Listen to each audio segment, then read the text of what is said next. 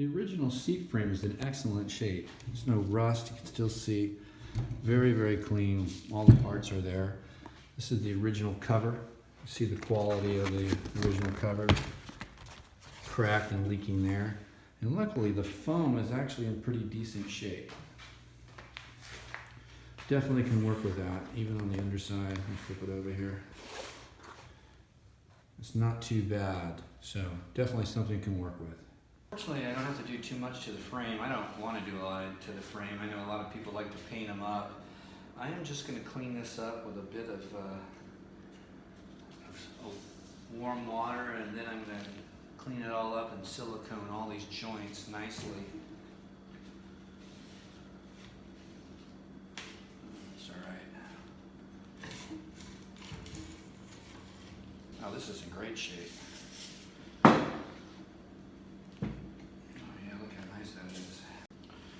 Alright, I'm going to take a little nylon brush and clean up. See, I paint so good, just clean it up. You can see that's totally serviceable.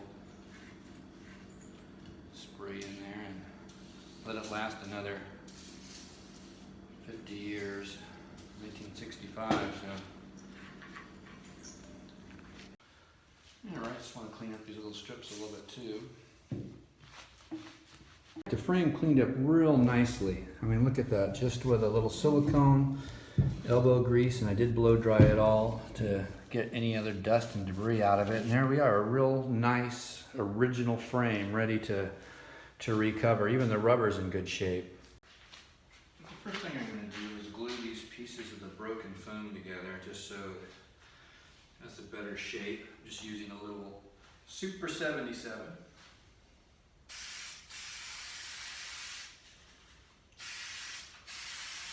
Nice and clean inside here. I got really lucky on this. Kind of hold it together for a second. This black foam tends to get everywhere.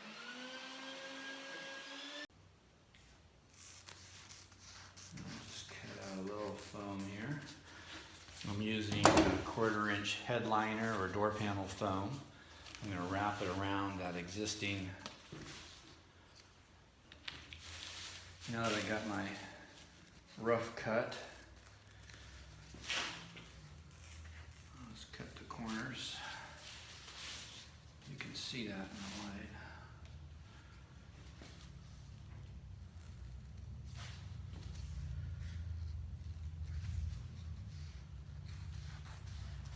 Get rid of some of this extra.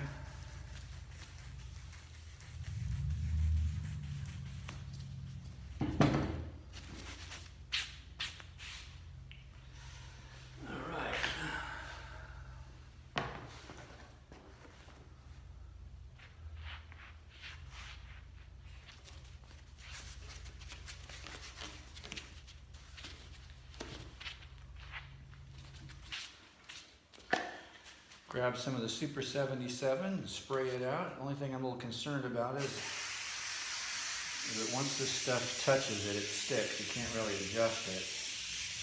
But I'm going to glue the hell out of it here. There's a good coat on that. I'm going to come around to the top of the existing foam.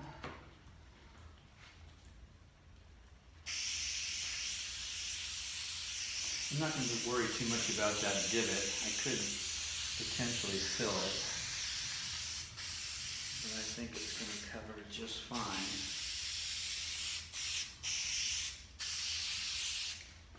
Without it. Alright, here's the part that makes me a little nervous here. So I'm just going to have to line it up the best I can.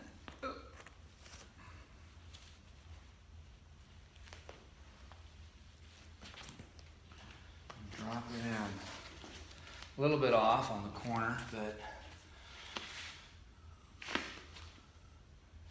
I'll try to get that radius exactly as it is in the seat.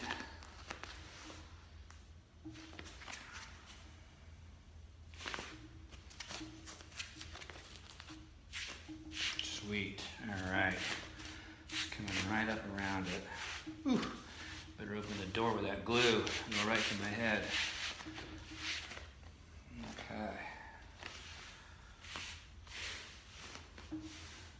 Dynamite. There's a different view of that. What I did is I just wrapped this 1/4-inch foam around, really pushing down on it, making sure it's a nice fit. Here's a view of the top side of that same foam. You can see it's just really taking on a nice shape. That'll look really good underneath the cover. I'll keep working that and stretching it around. Okay, next I'm going to get my shears and just cut right along here real quick. Trim it all up and make it nice and flat.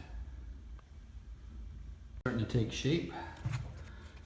Get that nice. I'll just keep on going with my scissors here. Alright, I'm just going to lift this vinyl where it's separated and glue it back down. And then push it all down. There we go.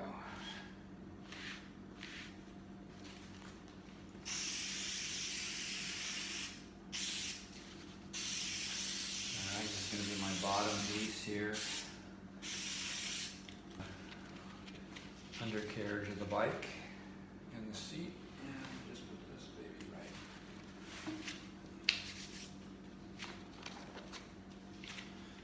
here, push down on it.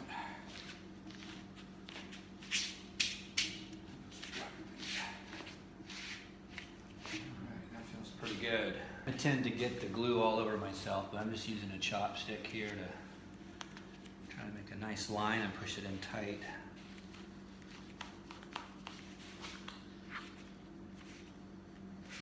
Alright, just trimming around the edge here. Just using the scissors upside down. When I come along this side, I just find it a little more maneuverable. I do that with sheet metal shears as well. Still has a real nice shape to it. You see, even on the bottom here, you can see the shape of the old vinyl there. And I think that that'll be great. Here's the back side of my marine vinyl, marine grade vinyl made for doing boat upholsteries and whatnot. And I'm just using a grease pencil and tracing the outline. This is just going to be the bottom layer that goes between the foam and the spring frame. I think I'll go ahead and do a rough cut.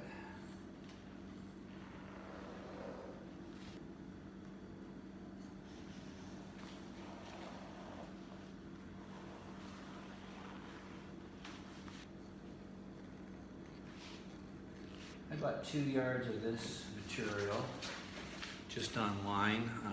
It tends to be a little more expensive than other vinyls, but I think it's totally worth it. Okay.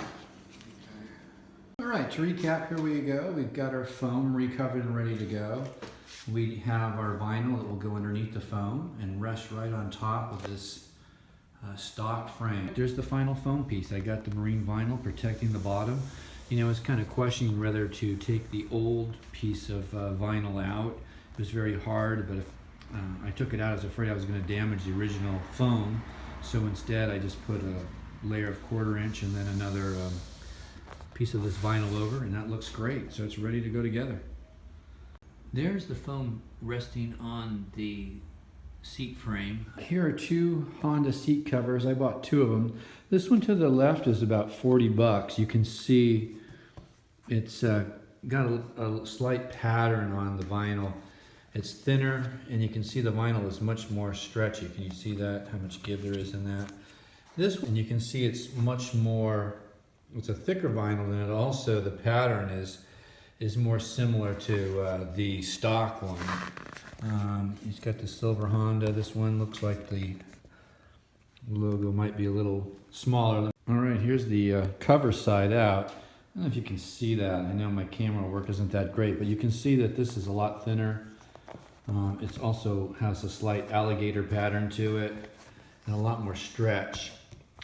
This one's thicker. I think the cut looks better, and certainly the thickness. But I'm going to go with a thicker one just for a nicer look for my bike. Okay.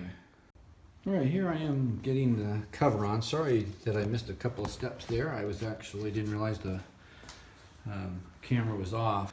It's turning out pretty well. The problem I had was getting it over this framework. So I've read a lot and saw videos on people starting in the middle, but in the back. I think the only way to do it is to start on this end on these CA77s. I really almost stressed out the stitches here trying to pull it up and over.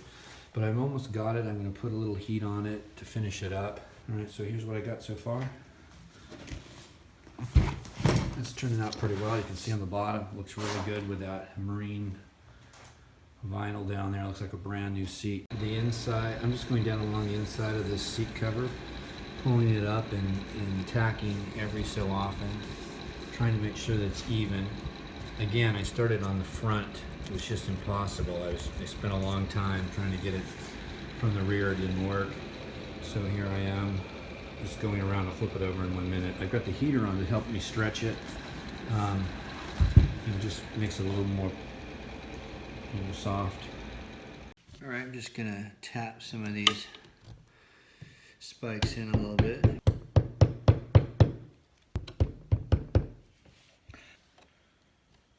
Okay, so now I'm getting ready to put the chrome strip on my seat.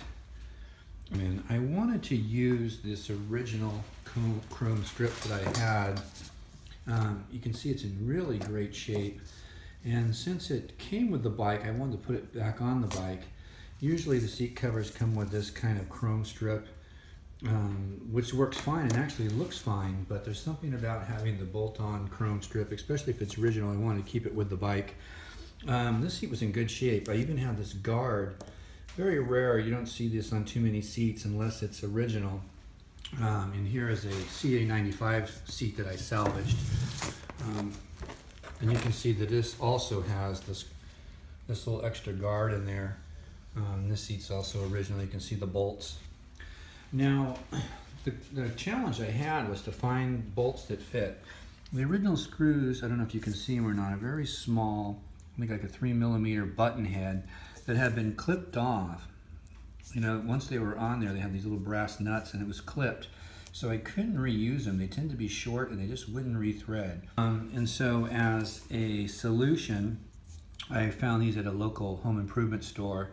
It's a smaller 3mm bolt. Those bolts just go right into this little crack here, this slot, and slide around. If you don't have it, this chrome strip works out really well.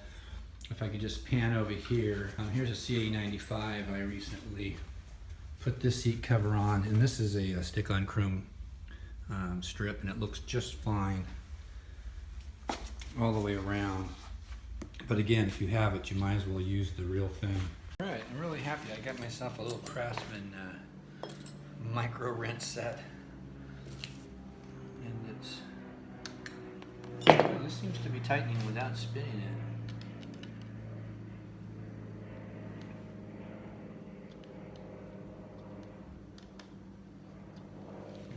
Do it by hand.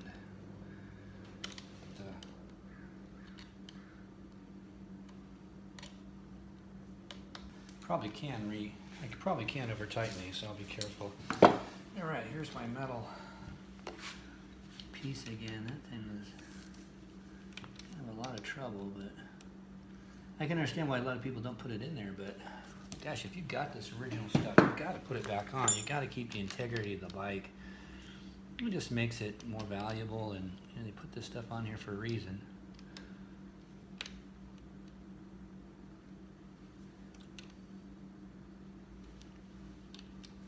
Voila. Okay.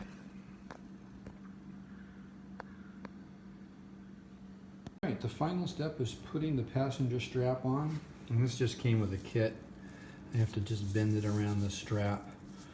And what I usually am going to do is I'm going to give it about an inch and a half extra, and then I'll bend this around.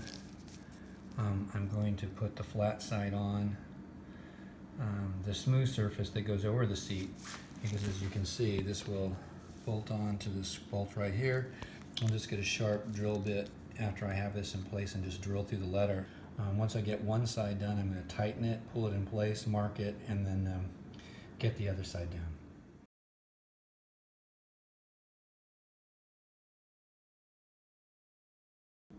You know, with the saddle complete on it, it really finishes it up nicely. It's such an important component on the bike. It has a real nice look, and it's got a really nice feel to it.